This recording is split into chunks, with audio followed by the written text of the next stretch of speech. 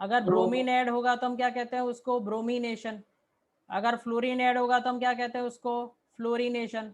ठीक है, अगर आयोडीन ऐड होगा तो हम उसको क्या कहते हैं, आयोडीनेशन। ठीक है, तो अब आयोडीनेशन की बात करते हैं।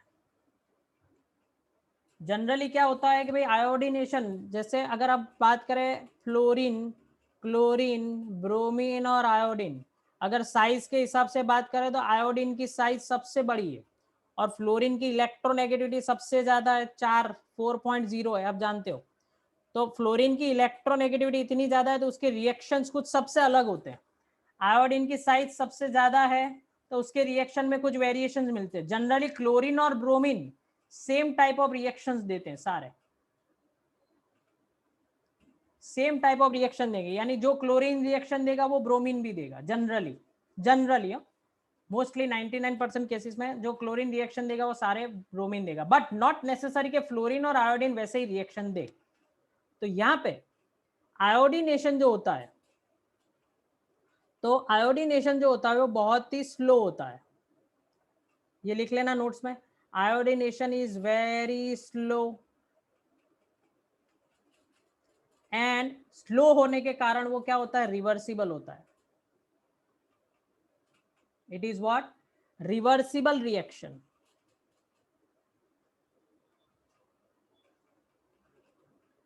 ठीक है, और it can be done in, it can be performed in, it is, this reaction is performed in oxidizing agent,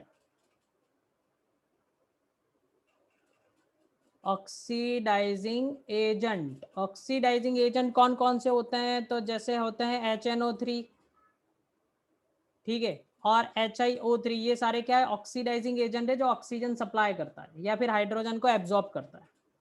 जैसे अगर बात करें CH4+I2, तो यहाँ पे रिएक्शन क्या बनेगा, ये रिवर्सिबल है, CH3I, ये I यहाँ पे ऐड होगा और ये H के साथ रिएक्शन करके क्या बना देगा, HI।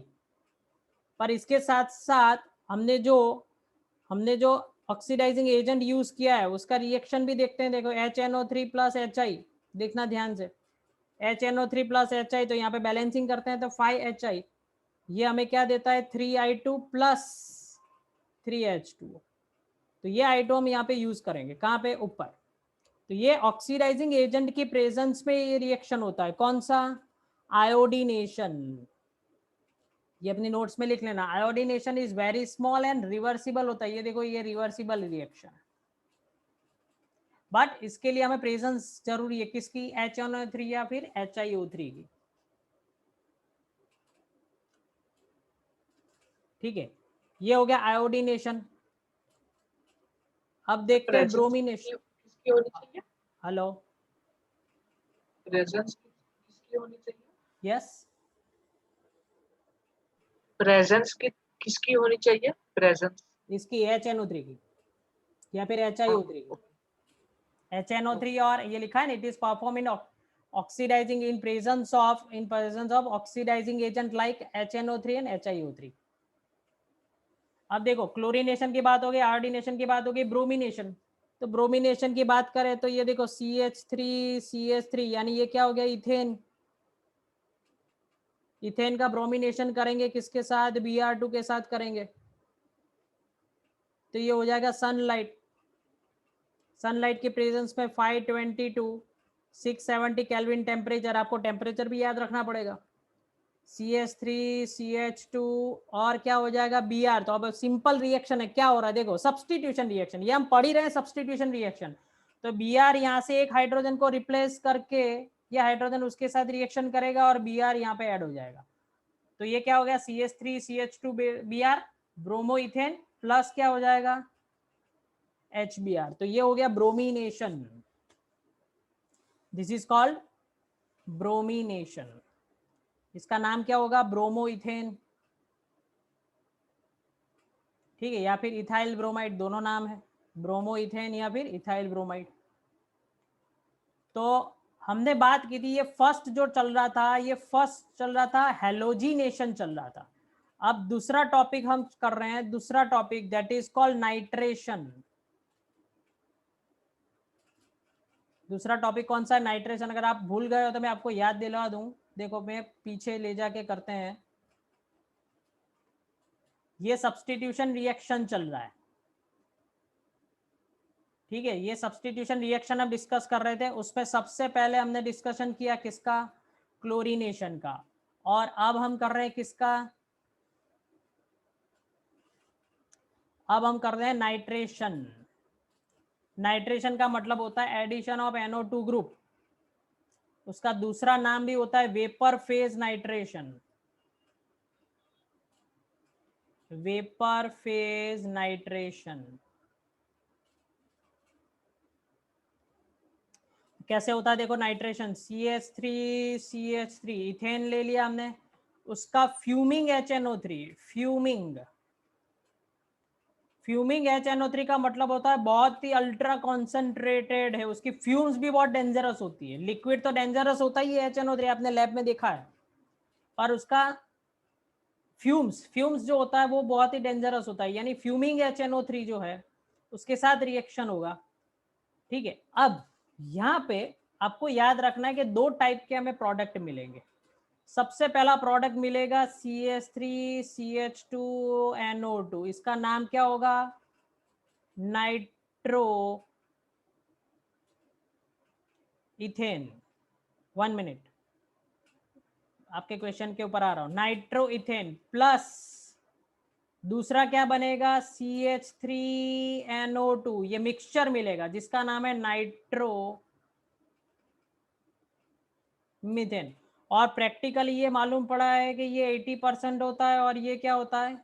20% होता है, ठीक है। अब देखो ये हो गया नाइट्रेशन। तो ये आपको याद रखना है कि यहाँ पे दो टाइप के प्रोडक्ट मिलेंगे, एक 80% मिलेगा और एक 20%। यानी होगा क्या यहाँ पे? नाइट्रेशन का मतलब क्या हुआ? Addition of NO2 group.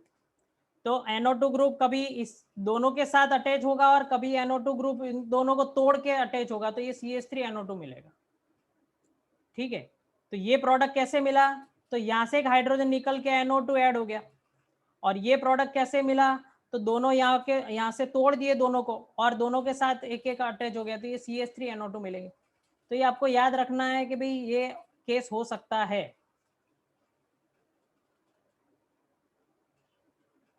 इसको कहते हैं क्या? नाइट्रेशन। लिखते जाना। अब थर्ड में आते हैं क्या? सल्फोनेशन।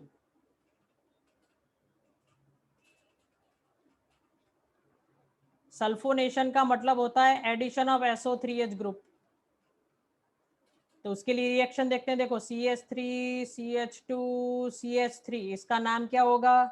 प्रोपेन। अगर सल्फोनेशन करना है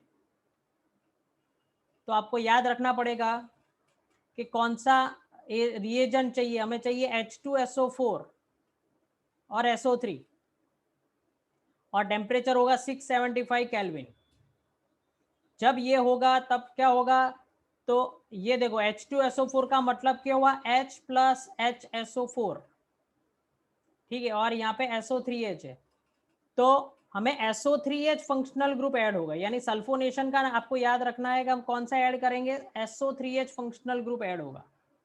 अब कोई भी चीज ऐड कब होगी? क्योंकि हम पढ़ क्या रहे हैं? सब्स्टिट्यूशन रिएक्शन पढ़ रहे हैं सारे। सब्स्टिट्यूशन रिएक्शन, सब्स्टिट्यूशन का मतलब ये हुआ कि यहाँ से हाइड्रोजन निकलेगा और SO3H ग्रुप ऐड होगा। तो यहाँ पे क्या हो रहा है? देखो CH3CH2 और यहाँ से एक हाइड्रोजन निकला, तो ये हो गया CH2, और उसकी जगह यहाँ पे क्या ऐड हो जाएगा? SO3H ग्रुप ऐड हो जाएगा। इसका नाम होगा प्रोपेन। Propane sulphonic acid.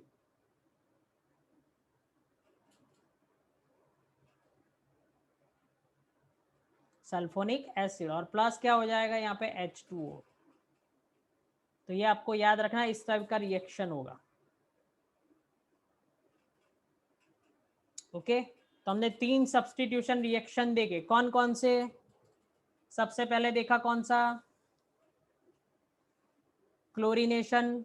उसके बाद देखा आयोडीनेशन। उसके बाद देखा ब्रोमीनेशन, वो सारे हेलोजिनेशन में आते हैं। सेकेंड नंबर का देखा हमने नाइट्रेशन, और उसके बाद देखा कौन सा?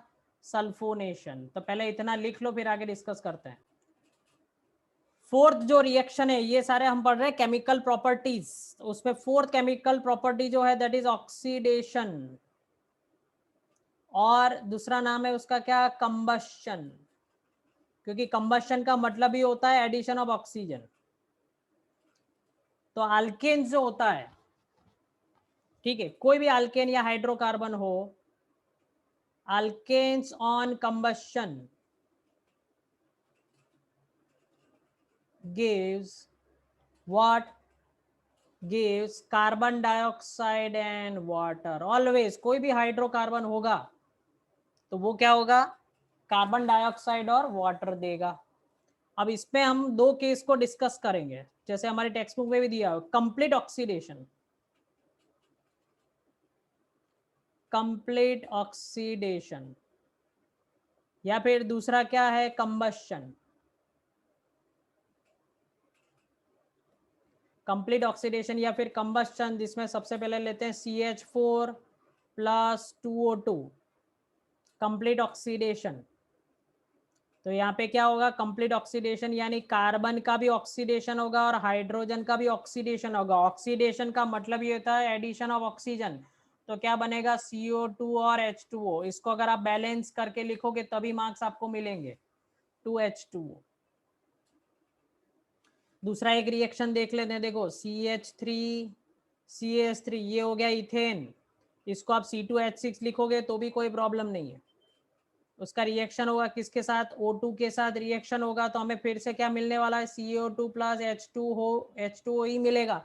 ये याद रखना, ये प्रोडक्ट सेम है, क्योंकि हाइड्रोकार्बन का अगर कंप्लीट ऑक्सीडेशन होता है, कंप्लीट ऑक्सीडेशन, तो सारा का सारा कार्बन जो है CO2 में कन्वर्ट हो जाएगा और सारा का सारा हाइड्रोजन वाटर में कन्वर्ट हो जाएगा। इसको कहते हैं कंप्लीट ऑक्सीडेशन। इसको आपको बैलेंस करके अगर लिखना है तो ये आप लिखेंगे 2CH3 और यहाँ पे आएगा 7O2 प्लस यहाँ पे आएगा 4CO2 एंड 6H2।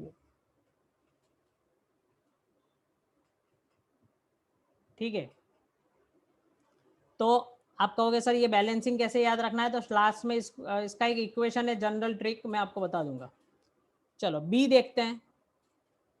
बी, उसका फर्स्ट टाइप क्या था, कंप्लीट ऑक्सीडेशन। अब आ रहा है क्या, इनकम्प्लीट कंबशन। Incomplete combustion. अब इनकम्प्लीट कंबशन में CH4 प्लस क्या है, O2, यानी O2 हम लिमिटेड अमाउंट में सप्लाई करेंगे भाई। यहाँ पे हम एक्सेस में O2 जितना चाहिए उतना हम सप्लाई करेंगे। यहाँ पे O2 क्या होगा, लिमिटेड क्वांटिटी में होगा। ओके, और ये इनकम्प्लीट कंबशन है तो कार्बन रिलीज होगा, और ये क्या होगा, 2H2। तो ये क्या है एक्चुअली, आप जानते हो ये है एक्चुअली पॉल्यूटेंट्स है। हमारे जो व्हीकल्स होते हैं उसमें इनकम्प्लीट कंबशन होता है, और इसी के कारण ये पॉल्यूटेंट गैस जो होता है, carbon radicals, carbon solid particles, ये रिलीज होते हैं। ये हमारे व्हीकल के नोजल में से बाहर आता है। हमने अंदर जो भी हाइड्रोकार्बन रखा है, पेट्रोल, डीजल, केरोसिन, इसका क्या हो रहा है, इनकम्प्लीट कंबशन हो रहा है, और हमें क्या मिल रहा है, कार्बन मिलेगा, या फिर कार्बन मोनोऑक्साइड भी मिल सकता है। देखो दूसरा रिएक्शन, CH4 प्लस 3O2, थोड़ा सा ज्यादा ऑक्सीजन है उसको मिल गया, कंप्लीट कंबशन नहीं होगा, इनकम्प्लीट कंबशन होगा, तो ये कार्बन मोनोऑक्साइड मिलेगा प्लस क्या मिलेगा, 4H2। तो ये इनकम्प्लीट कंबशन हुआ, जिससे पॉल्यूशन क्रिएट होता है। जिससे क्या क्रिएट होगा, पॉल्यूशन क्रिएट होगा, इनकम्प्लीट कंबशन। सी टाइप देख लेते हैं, सारे टेक्स्ट बुक के हिसाब से, कैटालिटिक ऑक्सीडेशन। कैटालिटिक ऑक्सीडेशन और controlled oxidation.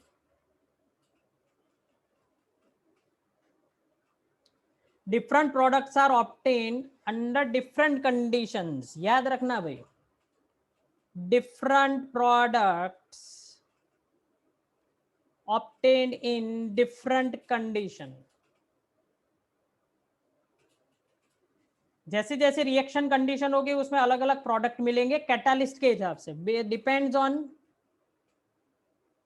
Depends on catalyst. Catalyst के ऊपर भी डिपेंड करता है। जैसे रिएक्शन देखो तब आपको समझ में आएगा। देखो सबसे पहले मैं ले रहा हूं CH4 प्लस O2। अगर मैंने यहाँ पे कॉपर प्लस 573 केल्विन टेम्परेचर रखा तो मुझे CH3OH मिलेगा। ठीक है, दूसरा रिएक्शन देखो, अगर मैंने CH4 प्लस O2 ही लिया हुआ है पर यहाँ पे मैंने मॉलिब्लेडिनम ट्राइऑक्साइड MO2O3 और उसका हीट के साथ रिएक्शन किया और थोड़ा सा प्रेशर भी अगर मैंने दिया हुआ है तो यहाँ पे मिलेगा मुझे HCHO प्लस H2O। इसका नाम क्या है? मिथेनॉल। फंक्शनल ग्रुप कौन सा हो गया? मिथेनॉल। भाई जग रहे हो कि सो रहे हो? जाग रहे हैं। हाँ, क्योंकि मैं तो इतना लंबा Yes, टॉपिक है sir. तो मैं पढ़ाने में कंसंट्रेट कर रहा हूँ। ठीक है, आपको बीच में पूछ नहीं रहा हूँ क्योंकि लिंक टूट जाएगी। और लास्ट में देखो, जैसे कोई भी CH3 ग्रुप हो, RCH3 यानी कोई भी बड़ा अल्केन ग्रुप हो, R का मतलब क्या हो? अल्काइल, और पीछे CH3 लगे, इसका मतलब कोई भी बड़ा अल्काइल ग्रुप हो, उसका O2 के साथ रिएक्शन करेंगे। अगर हमने कैटालिस्ट हमने ऐड किया Ag2O और हमने उसको दिया हीट तो क्या बनेगा? RCOOH बनेगा प्लस क्या बनेगा? H2O। यानी देखो यहाँ पे कॉपर है, यहाँ पे मॉलिब्लेडिनम ऑक्साइड है और यहाँ पे सिल्वर ऑक्साइड है। अगर हम अलग अलग कैटालिस्ट अगर यूज करेंगे तो हमें अलग अलग प्रोडक्ट मिलेंगे, जबकि स्टार्टिंग रिएक्टेंट सारे सेम है। कौन से? अल्केन। स्टार्टिंग रिएक्शन सारे क्या है? सेम है। क्या है? अल्केन है। ठीक है, इन सबको आपको बैलेंस करके लिखना पड़ेगा क्योंकि छोटे रिएक्शंस है। जनरली ऐसा होता है कि भाई, तो यहाँ पे आप बैलेंस करके लिख सकते हैं। जैसे यहाँ पे आएगा 2 आएगा और यहाँ पे 2 आएगा। ठीक है, और फिर यहाँ पे 2RCH3 आएगा और यहाँ पे 2RCHO आएगा। ये क्या मिल गया अपने को? Carboxylic acid. ये मिल गया क्या? Carboxylic acid. तो लास्ट में मैं जनरल एक फॉर्मूला दे रहा हूं, जनरल फॉर्मूला ऑफ कंबस्शन। जैसे आपको कोई भी अल्केन दिया हो CnH2n+2, उसका O2 के साथ अगर आप रिएक्शन करते हो तो यहाँ पे आएगा 3n+1 divided by 2 gives what? NCO2 plus n+1 H2O। आप कहोगे सर इसको कुछ समझ में नहीं आया, तो आपको समझा देते हैं। कोई भी अल्केन ले लो, जैसे n is equal to 5 decide कर लो, 5 पेंटेन, तो C5 क्या होगा? H12। तो यहाँ पे 5 रखो, 5 3 जा 15 + 1 16, 16 डिवाइडेड बाय 2 तो 8O2। n हमने क्या लिया था? 5, तो यहाँ पे क्या होगा? 5CO2 और यहाँ पे क्या होगा? 5 + 1 6H2O। तो आप करके देखो, आपको बैलेंस ही रिएक्शन मिलेगा। ये बैलेंस रिएक्शन होगा, ऑलरेडी बैलेंस हो जाएगा। तो ये शॉर्ट ट्रिक है, आपको याद रखनी है कि जनरल फॉर्मूला ऑफ कंबस्शन, ये कंबस्शन का रिएक्शन,